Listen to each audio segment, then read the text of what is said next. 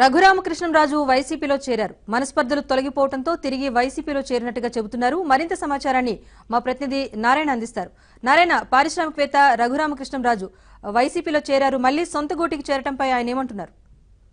రాజేశ్వరి, కొద్దిసేపటి క్రితం రఘురామకృష్ణంరాజు వైఎస్ఆర్ కాంగ్రెస్ పార్టీ కార్యాలయానికి రావడం జరిగింది. జగన్మోహన్ రెడ్డితో సుమారు గంట పాటు ఆయన భేటీ అవ్వడం జరిగింది. ఆ తర్వాత పార్టీలో ఆయన జాయిన్ అవ్వడం జరిగింది. దీని మీద ఆయన సొంత పార్టీకి రావడం, సొంత ఇంటికి చేరినటువంటి ఆనందంగా ఉందని కూడా ఆయన చెప్పడం జరిగింది. గతంలో వైఎస్ఆర్ కాంగ్రెస్ పార్టీలో ఆయన 2014 ఎన్నికలకు ముందు ఉన్నారు. అప్పుడు టికెట్ కన్ఫర్మ్ కాకపోవడంతో అప్పుడు పార్టీని వీడడం జరిగింది. అయితే దానికి సంబంధించి కొన్ని మనస్పర్ధల కారణంగా అప్పుడు పార్టీని వీడడం జరిగింది. అయితే తర్వాత అవి సమసిపోయినాయి.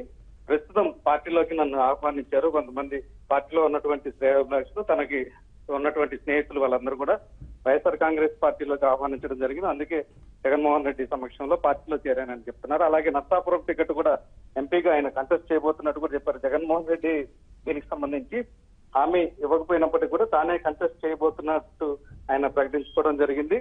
అలాగే ఆయన గతంలో టీడీపీలో ఉన్న టీడీపీ అలాగే బీజేపీ పార్టీలో కూడా ఉండడం జరిగింది. అయితే ఆ పార్టీల మీద ఎటువంటి కామెంట్స్ చేయను. తనకి అవకాశం కల్పించినటువంటి చంద్రబాబు నాయుడు అలాగే లోకేష్ అంటే తనకి గౌరవం ఉందని, అయితే వారి మీద ఎటువంటి కామెంట్స్ చేయదలుచుకోలేదని, వైఎస్ఆర్ కాంగ్రెస్ పార్టీకి సంబంధించి తనకు ఉన్నటువంటి కొన్ని చిన్న చిన్న విభేదాలు, గతంలో ఉన్నటువంటి విభేదాలు అవన్నీ కూడా ఇప్పుడు క్లారిఫై అవ్వడం జరిగింది. అందువల్లే పార్టీలోకి చేరానని కూడా ఆయన చెప్పడం జరిగింది. Rajeshwari, thank you Narayana.